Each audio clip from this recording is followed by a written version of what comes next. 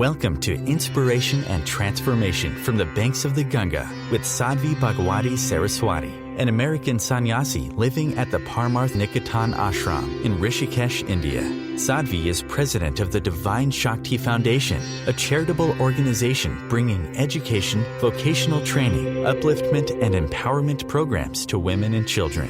Sadhvi is also Secretary General of the Global Interfaith Wash Alliance and Director of the world-famous International Yoga Festival. Join the musings of an American sannyasi as Sadhvi shares the wisdom and teachings of her guru, His Holiness Pujya Swami Chidanand Saraswatiji. Welcome, everyone, to Inspiration and Transformation from the holy banks of the sacred Ganga River in the land of Rishikesh, India. What's the end goal of a spiritual path? Like, family believes that the end goal is moksha, liberation.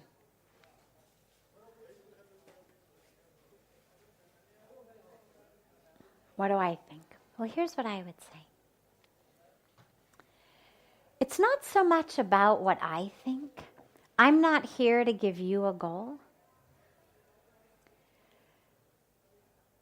It doesn't work anyway. If I'm your teacher in school and you really love me, or you're really afraid of me, either way will work.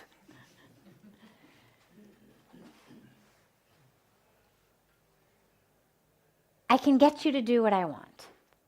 Right? If I say to you, I expect you to come in with 100% on your math homework tomorrow morning. Either great love of me or great fear of me. One or the other will make you stay up all night long studying math so that you can come in and do well on the exam. But that's not enough to keep you motivated for your life. At some point, that power that I wield over you, will dissipate. I can only get you to stay up all night studying math because it's what I want of you for so long. Eventually, even if you love me, or even if you're afraid of me, eventually, you're going to stop being able to muster the inner will to stay up all night and study math if you don't care about math. You can only go for so long in life doing something that matters to someone else, not you. And so really what matters is, what's your end goal? Because if my agenda is you should get up in the morning and meditate, and you should be on a spiritual path, well, that needs to give you a goal that matters to you. You may get up for me for a week, but you're not going to get up in the morning every day for me for the rest of your life. That's got to be something that matters to you. So what's your end goal? Yeah. I'd say permanent happiness. Permanent happiness. Great. Anybody else want permanent happiness? Yeah, right? Good. Unanimous goal. We'll start there. It matters because there's a lot of pulls on our time and energy. Lots of people saying, you should have this, you should have that.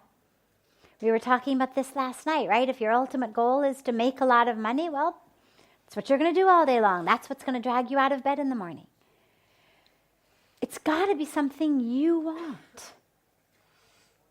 So if salvation or liberation or enlightenment seems way too kind of out there and not here enough for you to get you out of bed in the morning, to get you to make different decisions in your life, no problem. Let's choose something that will. Permanent happiness. Great.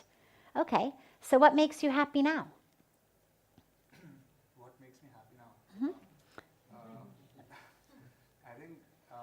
I try to be happy in whatever situation it is, but I think, and I believe in the theory that there is no permanent happiness No. on earth. You can't dedicate your life to something that you've already decided you believe doesn't exist. Like everything is transient. That's setting yourself up for failure. My ultimate goal is permanent happiness. But I already at this young age have a deep belief that permanent happiness doesn't exist. Because everything is transient. If I say I love this person, that person might not be here the next day. So Great. what is permanent? Wonderful. Okay, so do you still want permanent happiness? Yeah, I do. Good. Well, we have to, I mean, there has to at least be the possibility. I want, but I'm not sure. Fantastic, fantastic, great. So bear with me then. What brings you happiness now? Temporary happiness. What brings you happiness in your life? In my life, love. Great.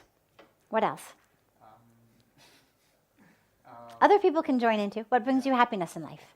Since we all unanimously want it, what brings us happiness, even if it's temporary? What brings us happiness? Love. What else? Money. Well, okay, hang on. Stick with money. Who said money? Great, no problem. This is a embarrassment-free zone. What about money makes you happy? I can get something that gives me happiness. Okay. Exchange of money. Okay, like what? I don't want to go to office. I just want like for money. I don't want to do something. No, hang on. Yeah. You have money. You're about to buy happiness, right? That's the point. I want money so I can buy something that makes me happy. Yes. What are you going to buy? All the basic. First, I want to buy the basic necessities in life, and then maybe like a house, and maybe like traveling. Okay, great. So he's touched upon one important point that I won't go into too much here, but it's worth mentioning. There is what we speak about as a hierarchy of needs. Now, it is not 100%, meaning there are absolutely cases and stories of impoverished sages own nothing and are in bliss, but we're going to call them the exception rather than the rule. For most people, in order to be able to dedicate ourselves to a practice searching for permanent happiness, I have to at least have my basic needs met. I need to know where my next meal is going to come from. I need to know that there's a roof over my head tonight. So we need basic needs. And again, there's a whole philosophy about this. I'm not going to go into it here. But you've made an important point. So before we can talk about permanent happiness, because a house does not bring me permanent happiness, traveling doesn't bring me permanent happiness, but these are important aspects on the foundation. A house because it's security, and traveling. Let's go deep for just a moment. What is it that gives us so much happiness about travel? Think for a moment. The scenery. Scenery is beautiful, but you could watch it online. New experiences. We have to live, Connection. we have to leave every place without getting stuck in it. And then breaking the routine. Change of routine. Great. Understanding other cultures. Connection. Absolutely. Broadening us. Great. What about freedom?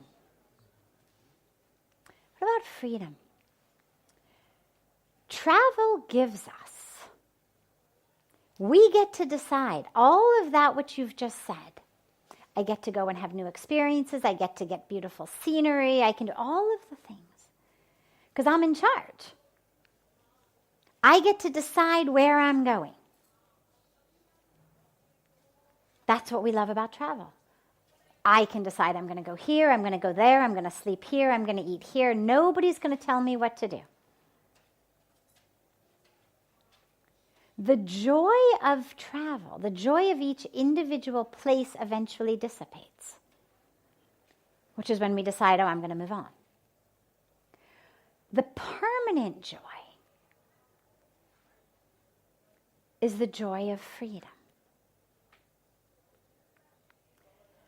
Money gives us that same joy. It's not the things I buy that give me the happiness. The reason that so many people think money gives me happiness is, and if we had them, if we were sitting here for, 3 hours instead of 45 minutes, and I took you, if I brought you up and I sort of took you through step by step, and then why would you be happy? Then why would you be happy? Then what do you want? At the core, what we would get is that money gives you freedom. With money, you get to decide what you do, what you want, what you're going to have. So sure, you have the freedom to buy things you think are going to make you happy, then you realize they don't make you happy, then you travel, then you do something else. But money is freedom. Okay, so love, things that bring us happiness, love, freedom, connection, I'm sorry? Health, absolutely. Absolutely, having a healthy body. Great. Okay. Now, back to the end goal of our spiritual practice. End goal of life. If I'm going to have permanent happiness, well, chances are the same things that bring me permanent happiness are going to be the same things that bring me temporary happiness, but just on a deeper level. Temporary happiness, love, freedom, connection. I'm not talking the really short temporary, like a pizza or an ice cream. We all know that's at a completely different level than permanent happiness. So we're just going to skip over that. But we get to our temporary levels of happiness. Well, that's the same that brings me permanent happiness. Love, freedom, connection.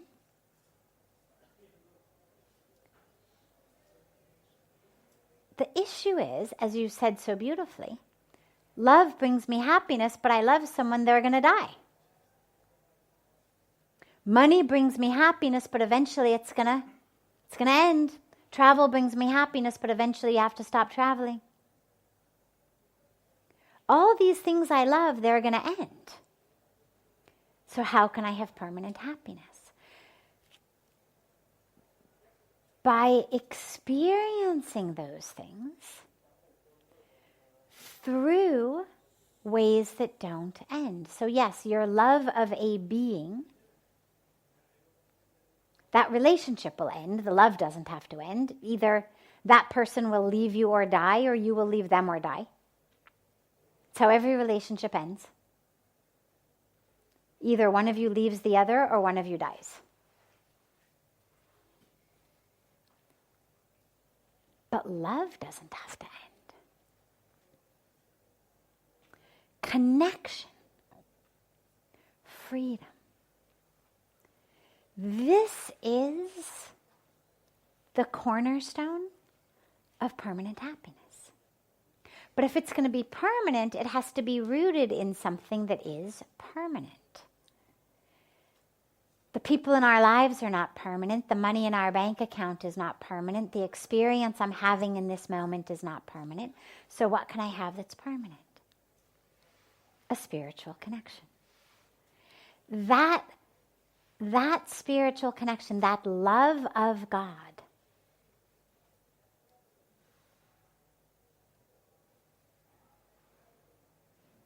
that love of God in all of the creation, that's permanent. Even if you were loving God through someone you loved and that person died, well, the object is over, but the love isn't.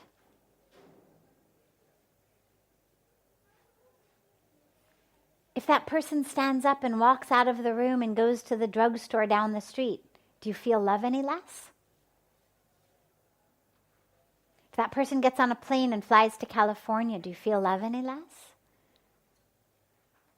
But mostly love becomes hate very quickly.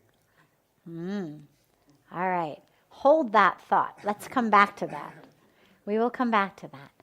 For right now, you're still in the state of love. They get on a plane, they fly to California. Do you love them any less? So that love is not contingent upon their physical presence. The love is within you. Okay? The warmth that you get from somebody else's body, you have to be touching them to feel it, or very, very close. Get on opposite ends of the bed, you no longer feel the warmth. Get in different beds, you definitely don't feel the warmth. Go to sleep in different countries, you don't feel the warmth. But the love is within you. Which means that if the love is love of the divine in them, not love of what they do, not love of what they say, not love of just their physical body, you have the ability to hold that forever. That connection that we experience with others, with nature, this is why scenery is so beautiful and why we like to experience it firsthand rather than just see it on our computers. When we are in nature, it connects us to the divine. As we meet new people and we learn about new people, it expands our sense of self. It expands our sense of who we are. It expands our sense of usness. Right? Us used to just be me and like 3 people in my house. Then I travel. Now my us is bigger. But ultimately, us is everything. Ultimately, self is everything. That expansion of the self, or rather that awareness of the expansiveness of the self, is the way into permanent happiness. And it gives us freedom. If you don't have freedom, you cannot be happy. Let's say, okay, raise your hand if you are happy to be sitting in this room right now. Well, that's nice. Good, thank you. Okay, unanimous. But now imagine that I say to you, close and lock those doors. Nobody's leaving here. Anybody still going to be happy about being in this room? Well, that's sweet. That's sweet. Not the right answer, but still sweet. So, if I say to you, these doors are locked, you're never leaving here, that happiness very, very quickly starts to dissipate. I love being in this ashram. If somebody said, you can never step foot out, on a very deep level, actually, I would be happy, but it would take a while to work my mind through that one, because for the simple reason that loss of freedom steals our happiness. You're happy to sit here because you know you're free to stand up and leave the moment you want to if you're not happy. But the minute I say to you, you are not free to leave, suddenly what starts working in everybody's mind is, oh my God, how am I going to get out of here?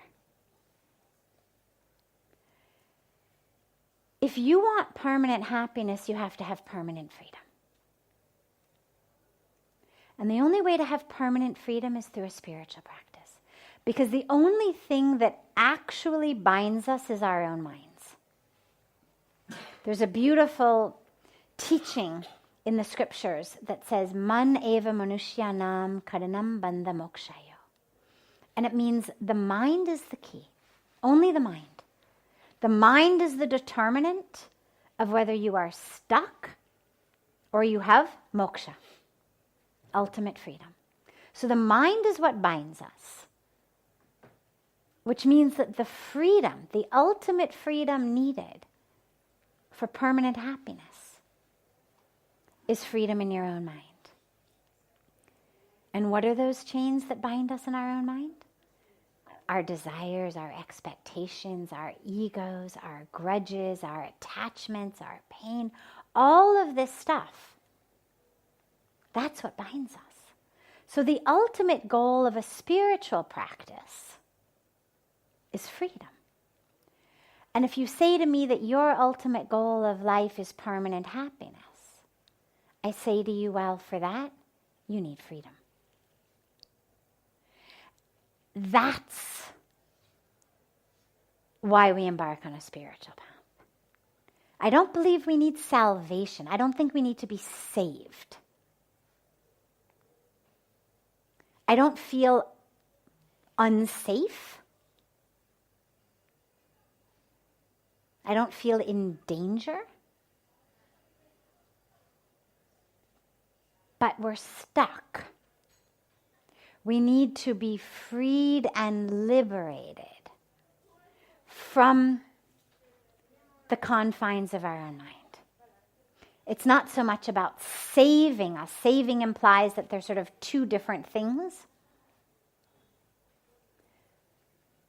But it's all my mind. It's made me stuck. It's not making me unsafe. I don't need you to save me, but I need to free myself. You're listening to OTR-FM, part of the IOM radio network. Being a radio host on IOM FM allows you to build your show on a rich platform with the power of the internet to fulfill your outreach goals and connect with a very specialized and global online audience, unlimited by time and distance. OMTimes Radio will provide you with web relevance, a recognizable conscious brand, and with the standard of excellence that has accompanied every single Circle of Hearts Radio is a sanctuary on the airwaves.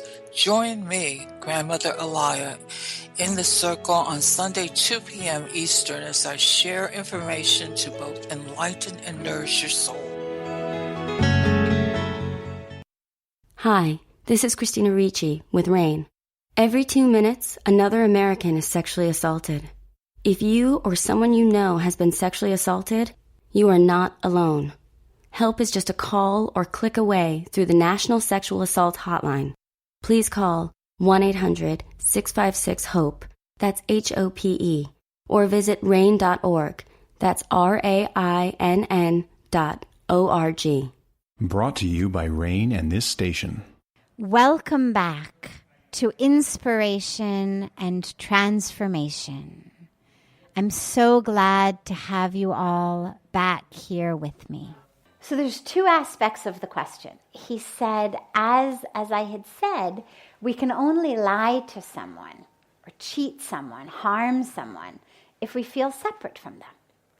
And so he said, well, taking the lie part of it, there's a sense of separation if we lie, but what if we have to lie to get to truth? So what if, for example, I have to lie in order to be here in Satsang? So there's two pieces. When we lie to someone, even if we do it for good reason, there absolutely is a sense of separation between you and that person. So whomever you're lying to, even if it is with great intention, even if it is necessary, nonetheless, in the moment that you are telling a lie, there is absolutely a sense in your mind and your experience that you are separate from that person. If I am in an experience of oneness with you, I can't lie to you. That's part one. Piece two is really a question not about separation, but it's a question about, is it ever okay to do something that seems wrong, but that's in service of something that is right? So, specifically with regard to speech, in the Bhagavad Gita, Lord Krishna gave us a beautiful equation. The equation was that in order for speech to be dharmic speech, tapas of speech, it has to be three things. It has to be true, but it also has to be kind and beneficial. So if the truth is true, but it's hurtful to someone, and it's not beneficial to them, that is not considered dharmic speech.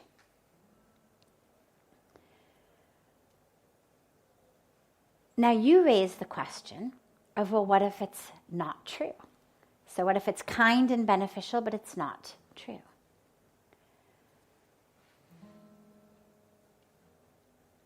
This is an aspect of relationships that we are in.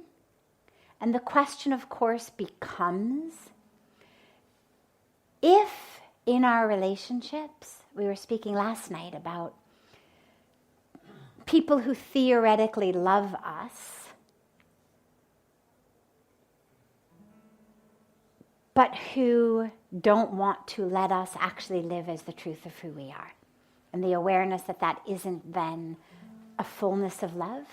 If there's really a fullness of love, I'm going to want you to experience and to unfold and to be the fullness and the truth of who you are. But of course, especially in families are made up of lots of humans. And unless your family happens to be made up of humans who are enlightened, you've got humans with agendas. You've got humans with good intentions, doing the best they can, navigating their own karmic package in the best way they know how. But with their own ignorance, with their own fears, with their own attachments, with their own egos. And that's what ends up keeping other people in the family stuck. Then it's, I need you to behave in the way I want you to behave. Not actually because it's good for you, but because if you don't, I get upset. And I can't manage my own emotions. And so I need you to manage your behavior so I don't have to manage my emotions. And this is the way that most of our relationships work.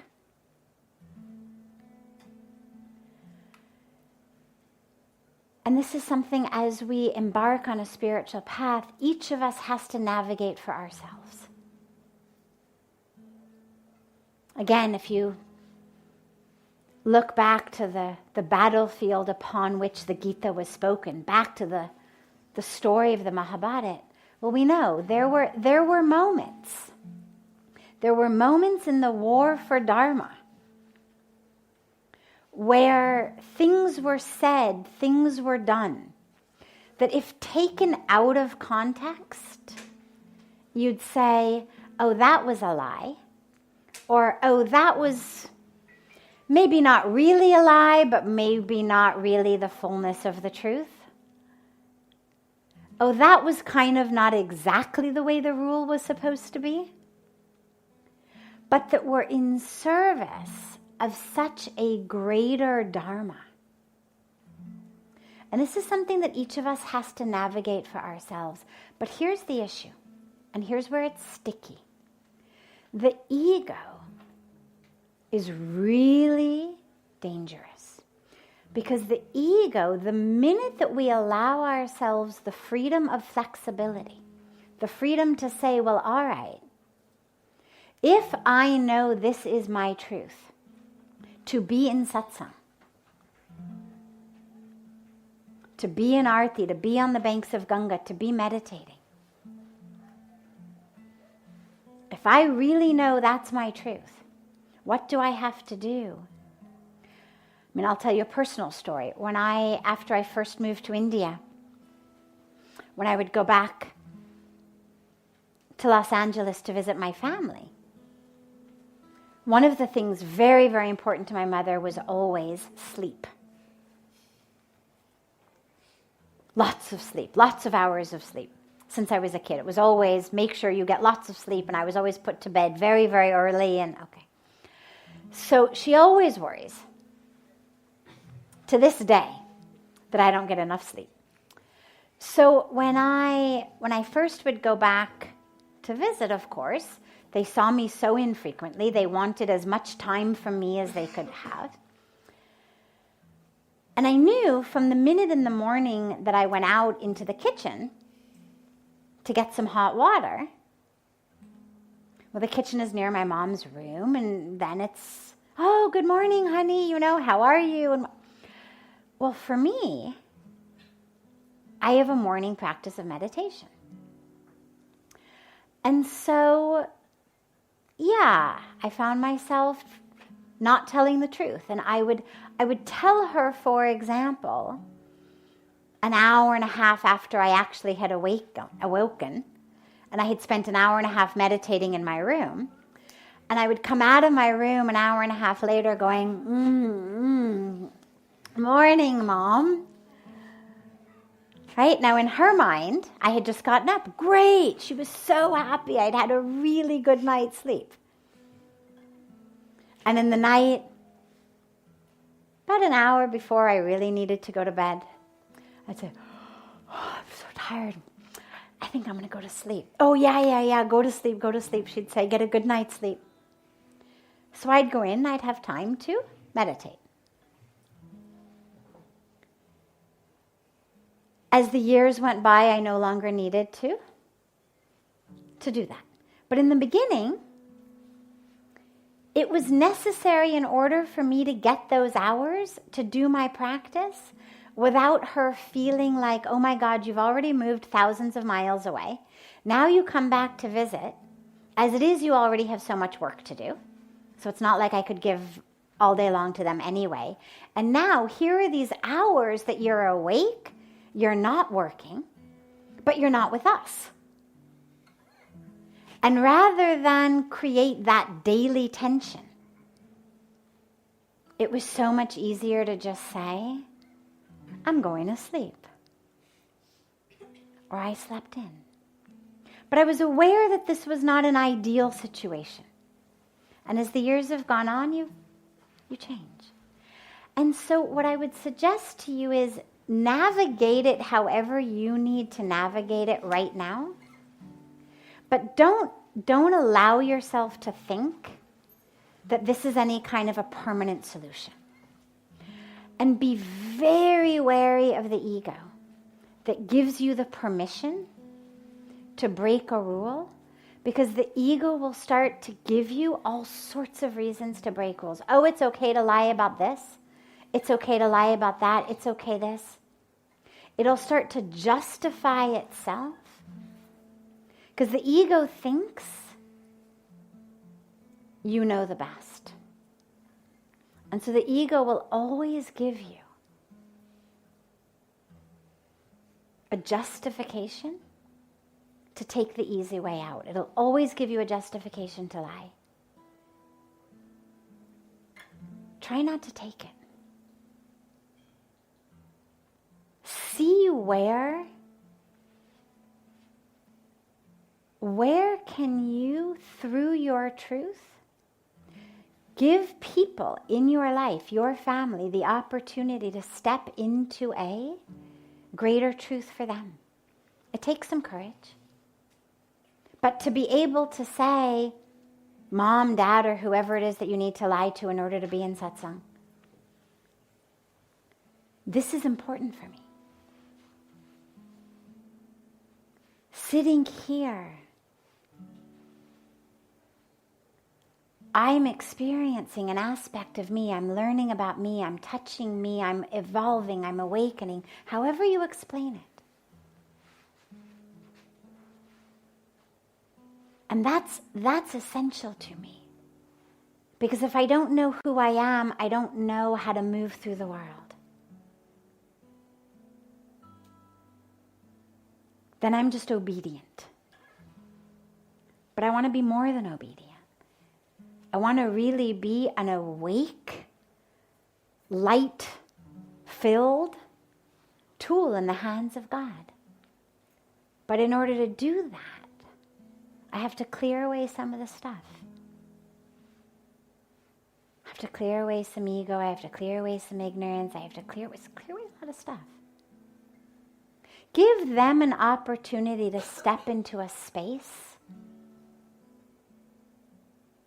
that's bigger than the space that they're in. We also, the other last piece of this is, we underestimate the power actually of a lot of our loved ones a lot. We take a shortcut and an easy way out, thinking they won't be able to handle it, or just because we are conflict averse. But sometimes speaking the truth and holding it in a place of love and inviting others into that place of truth is very, very powerful, and is exactly perhaps what that aspect of your Dharma is. Because now, for me, in such a beautiful way that the universe works, now, I mean, not starting even now, starting years ago, my mom says, I want to learn to meditate. Teach me to meditate. Do you think you could meditate with me?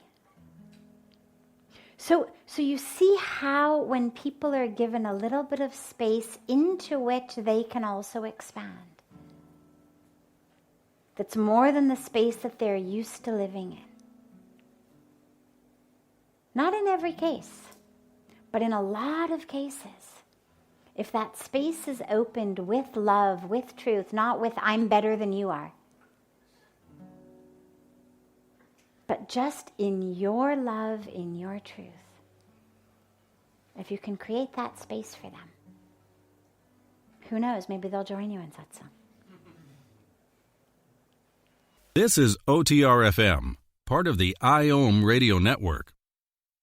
OMTimes Magazine is one of the leading online content providers of positivity, wellness, and personal empowerment. A philanthropic organization, their net proceeds are funneled to support worldwide charity initiatives via Humanity Healing International. Through their commitment to creating community and providing conscious content, they aspire to uplift humanity on a global scale. OMTimes, co-creating a more conscious lifestyle.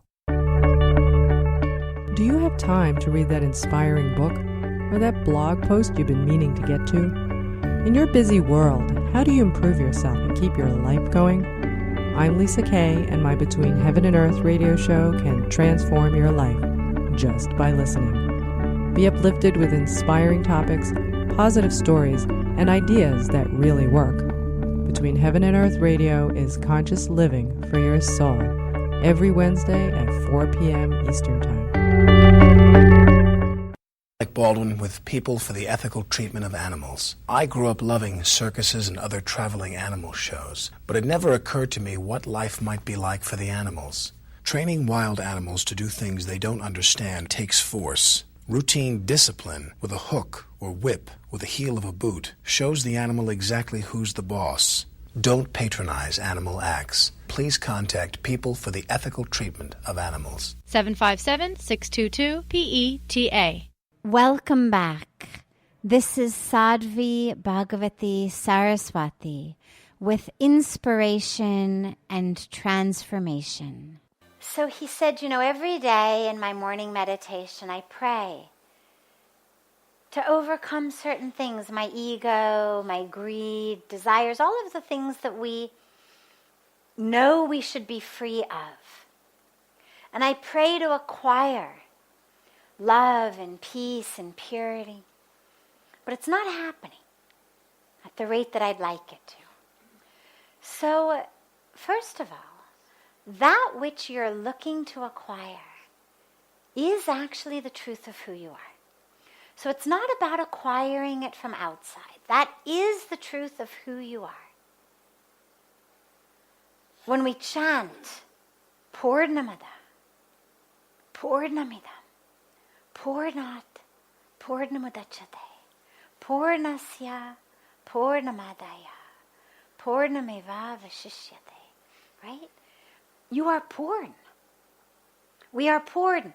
It means infinite, full, whole, complete, divine. It's a beautiful mantra that reminds us that, the capital T, the supreme that, is infinite. And we who have been created out of that, therefore, are full and whole and complete and infinite. So you've been created out of that. All of those qualities of the divine are who you are. The problem is we have all of the other stuff. Now, as he says, it's not going. And I say, what is it that's holding you back? If it is still there, who's holding it there? That's a question. Yeah, this is good.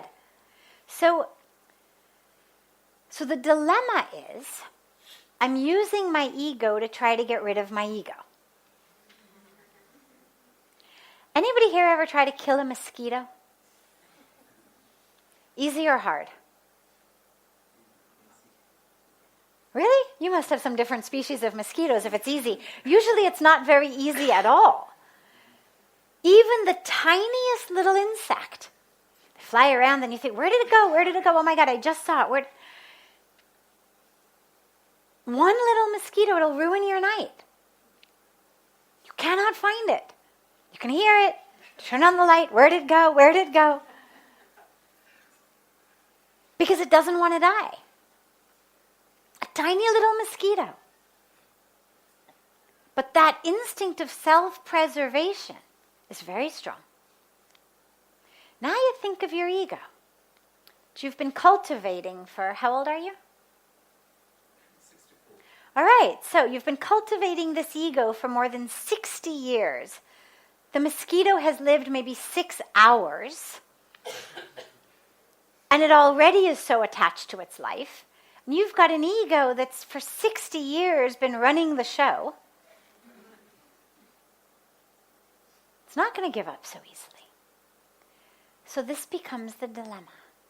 Now, what if instead of trying to get rid of your ego, what if I simply stopped letting it run the show? What if I simply took the steering wheel of my life out of its hands? Because see, here's the dilemma. Getting absolutely rid of the ego is very, very difficult. I would say it's impossible, except it has been done. But it's been done only by the most extraordinary, enlightened saints and beings who are just transparent in their nature. The truly rare beings of light. But there's another option. Your choice is not either I have to become absolutely, fully enlightened, or I have to be stuck with this ego. There's another option. The option is, as I get closer and closer to light, I realize, okay, so there is this thing called ego, and it's kind of grown up with me, and it's created out of the experiences that have happened to me, and the things that I've learned, and the things people have said to me, and all of that.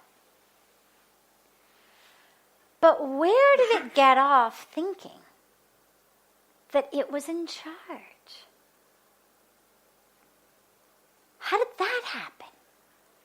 Because, of course, you've got a lot of other parts of you that are much better suited to have the reins of this chariot in their hands. You've got an intellect, I mean, even if we don't talk soul, spirit, consciousness, even if we talk aspects of this being, you have an intellect, you have an intuition, you have a loving heart, you have compassion, you have all of the intelligence, slightly different than intellect. But you have all of these other aspects of you. Why don't any of them get to run the show?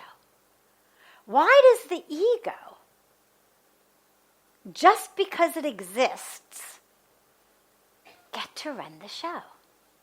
And it's an extraordinary question.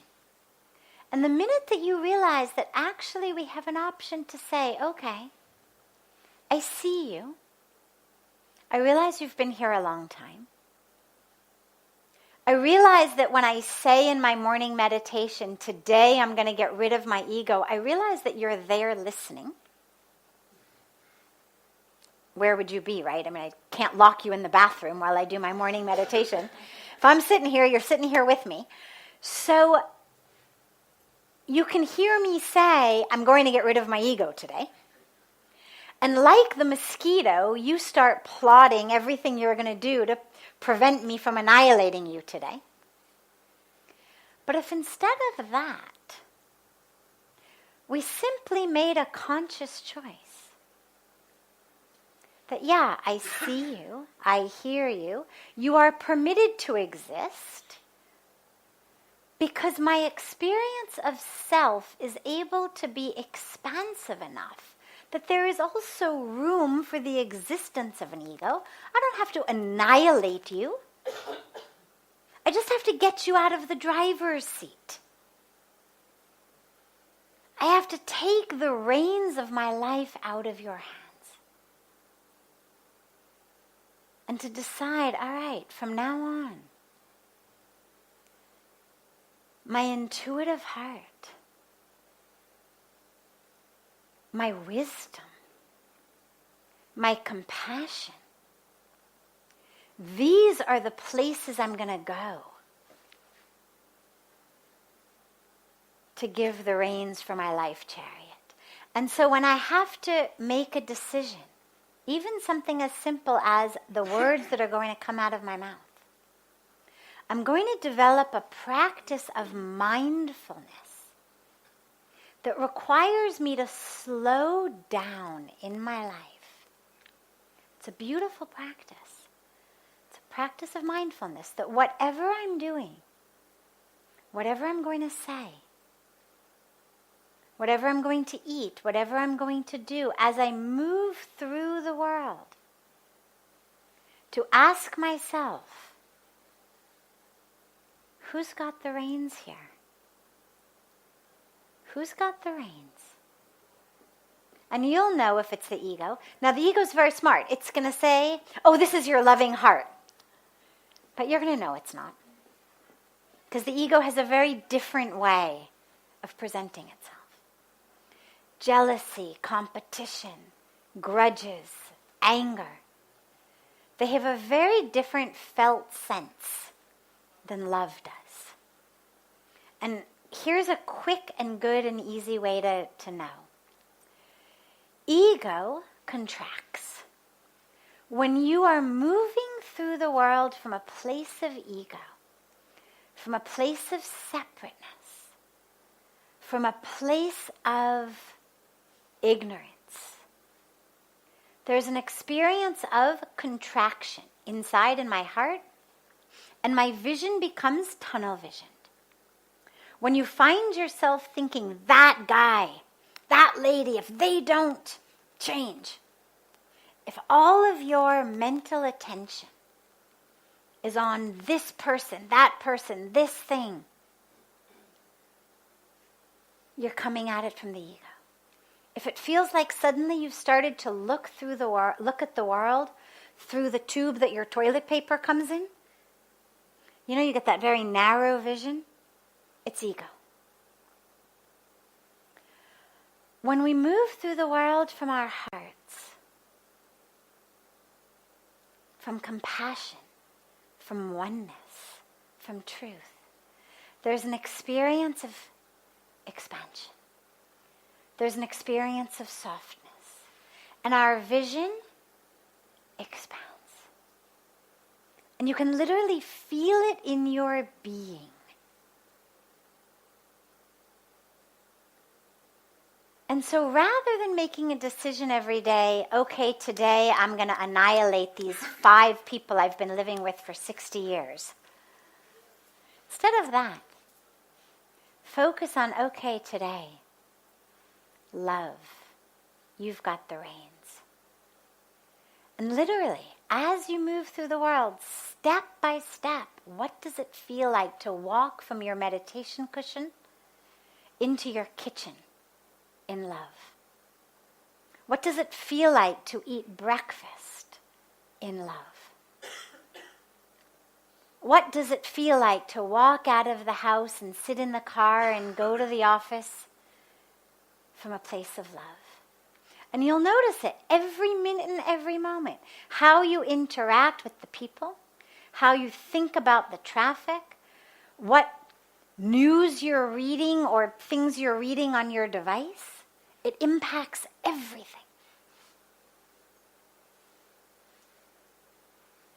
And slowly, what'll happen is those parts of you that you think you're looking for from outside, but that actually are you.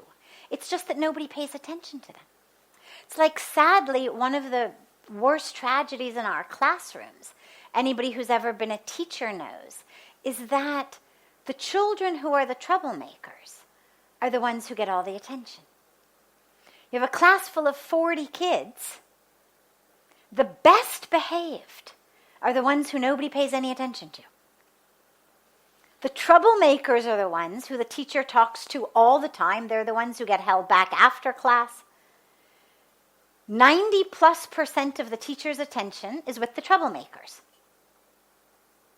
And the same thing is true in our lives. That which we want to be rid of, ironically, is that which we spend 98% of our time anchored into, moving from, thinking about.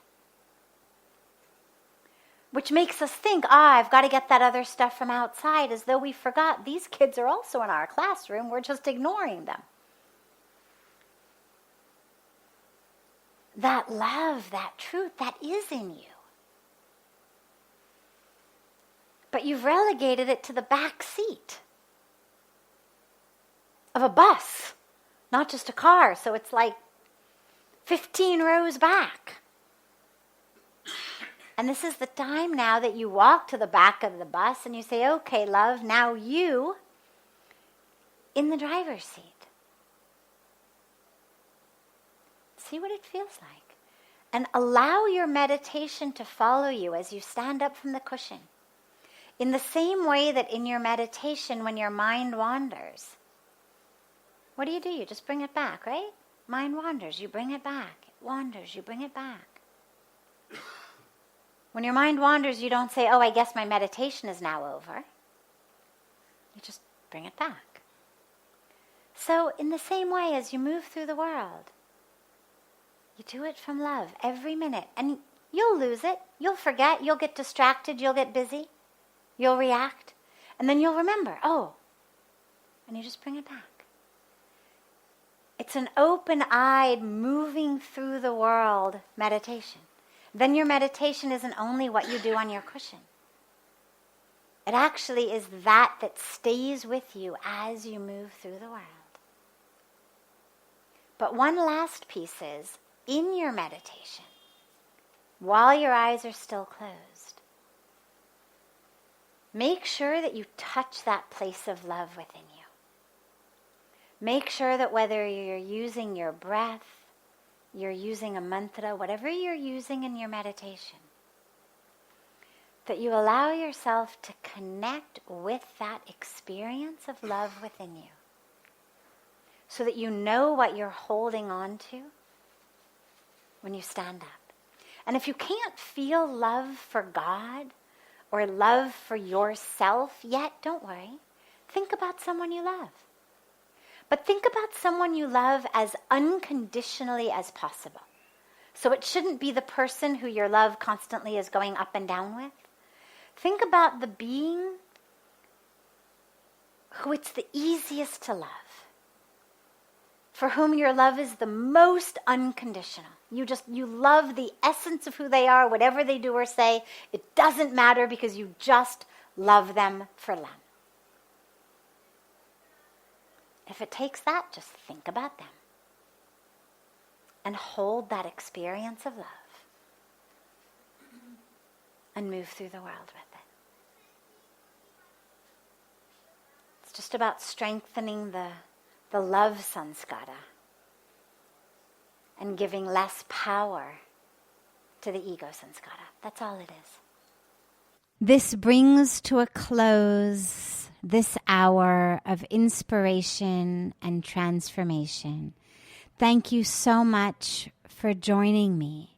I'm so glad to be together with you all each week, and I look forward to being together again next Thursday, same time, on OMTimes Radio.